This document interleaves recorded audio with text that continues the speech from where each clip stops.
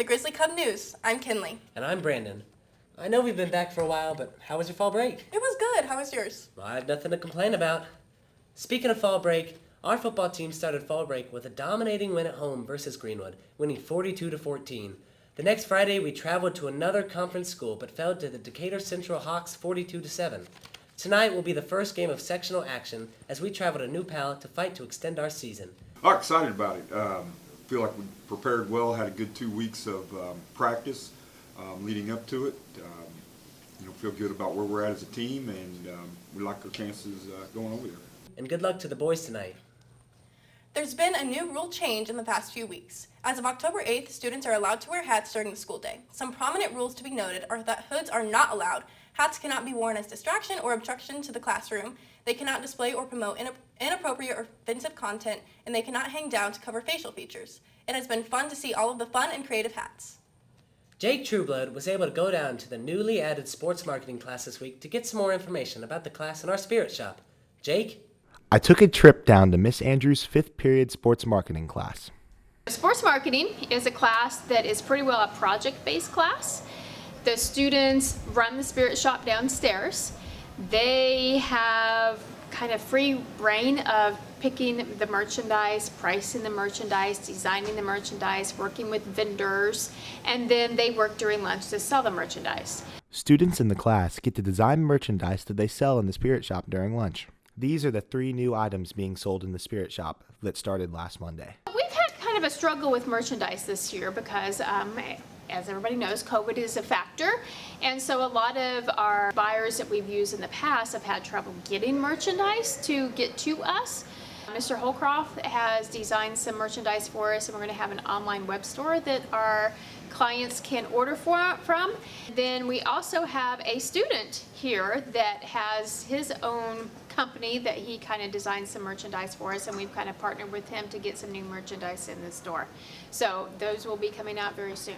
While the main focus of the class is to run the spirit shop during lunch, the other side of the class is very project-based. Well, first semester we focus on sports marketing, so some NFL projects. They're getting ready to start a World Series commercial, items like that.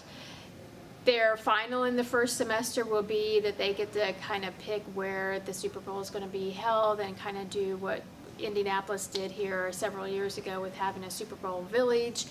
And they kind of get to pick what kind of aspects they want in that project, and they get to design that. Second semester is more entertainment marketing, where they might do a music video, they're going to do a movie trailer, they're going to design an amusement park and market all of that. My favorite project we did was the NFL Youth Camp, where we had to pick 3 athletes to be our sponsors for our youth camp, and we had activities, and we could plan where they were and what specific things we did. Finally, I asked Miss Andrews what she would tell a student on the fence about taking her class next year. The reason you should take sports and entertainment marketing is if you're looking for a fun, project-based class, this is for you. It's a hands-on class. There's lots of leeway as far as your ideas in the project. A second thing to do with this project is the students like to run the spirit shop. They like to have control of what merchandise is being worn around the school and out in the community, because we do have a lot of community members buy our products at games, and a lot of educators and staff members here buy our products. So students like to see that being worn outside of school as well as inside of school. So they get a hands-on portion of that. They get kind of a commitment to that. So if you're looking for a fun but entertaining class, then sports and entertainment marketing might be for you. For the Grizzly Cub Network, I'm Jake Trueblood. Back to Brandon and Kinley in the studio.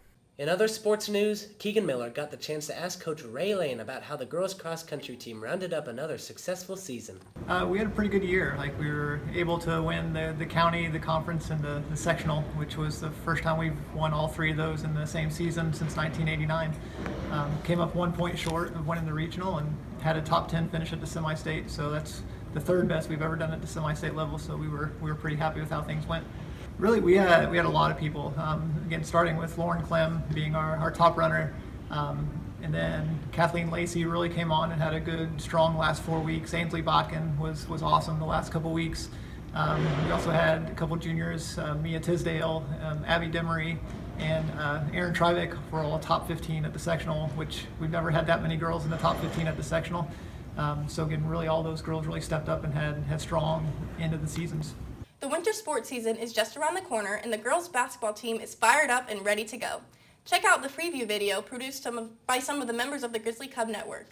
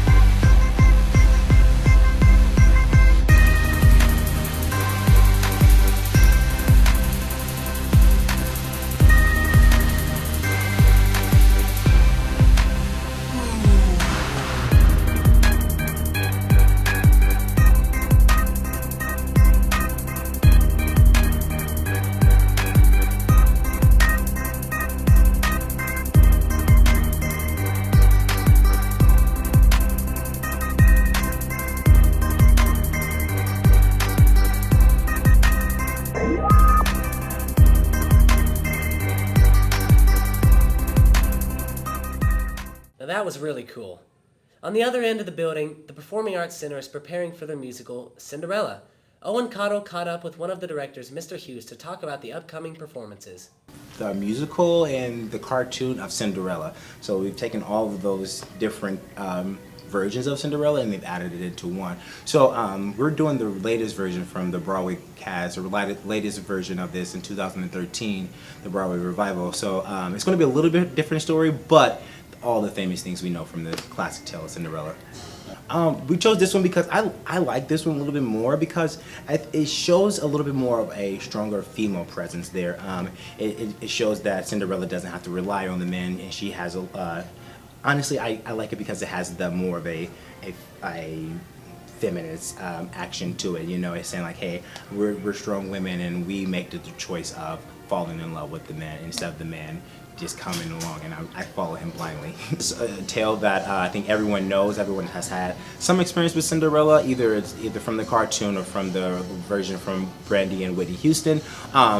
So the students were very excited for it, and also I think a lot of our ladies were excited because they had the opportunity to play Cinderella. Mm-hmm. I know I've got my ticket. Odd Art wrapped up the 37th annual Pumpkin Decorating Contest this week. There were 7 entries in the contest this year, and all entries received votes. After all votes were tallied, Carly Hargis won with her pumpkin burger entry. Congrats, Carly. To round out our news today, we asked Mr. Powers to deliver an exciting and empowering message to get us ready for the weekend. Take it away, Brian.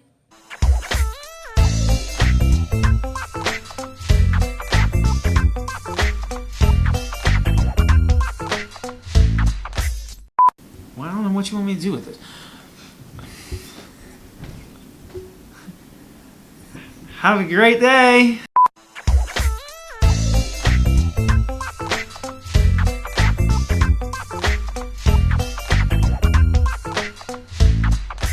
Now that was very inspiring. Well, that's all we have for today.